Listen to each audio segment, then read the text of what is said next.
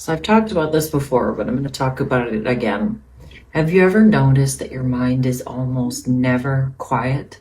Even when nothing is happening, there's still commentary, planning, remembering, judging, replaying, arguing with yourself, agreeing with yourself, or disagreeing with yourself. Most of us grow up believing the voice in our head is us, that every thought is true, that every fear is a warning, that every criticism is reality. But here's the truth that no one teaches us early on in life. The mind is not designed to make you peaceful. It's designed to keep you alert, to scan for threats. It predicts danger. It replays the past so that you don't repeat old mistakes, which means it is literally wired to focus on what is wrong at all times. And at some point, it's worth asking the strangest question of all. Who is talking to whom here? Because if you can hear the voice in your head, then that voice can't actually be you. There has to be something else here, something listening. Ancient traditions called this the witness, the observer, the awareness behind thought. And here's the part that changes everything. Most human suffering does not come from what happens to us.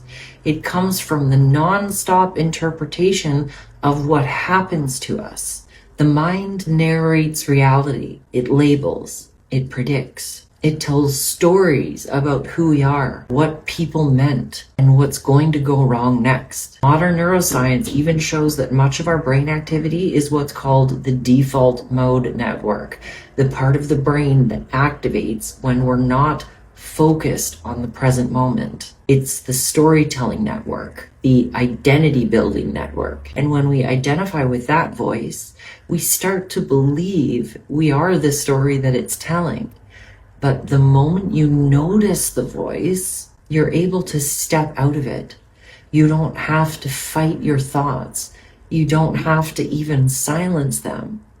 You just have to recognize, I am the one who hears this. And from that place, something incredible happens. You still have the thoughts, but they no longer own you.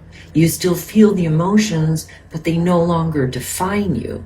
You move from being trapped inside the mind to being present with the mind. The collection of stories that says, this is who I am. This is what the world is. This is what I must fear. And the suffering begins the moment we stop questioning the narrator.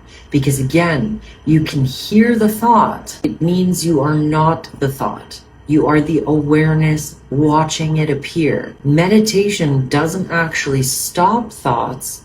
It just teaches you to stop believing every single one of them. And in that space between you and the voice, you discover something much deeper than thinking. You discover presence, stillness, a sense of self that doesn't need constant explanation. Not the identity, but the consciousness behind it. And once you taste that, you realize the mind is a tool, not a master. And the shift alone is the beginning of real freedom. And for those of you who are more curious on this topic, I am going to be uploading a blog post later today on my website that goes into this in a little bit more detail.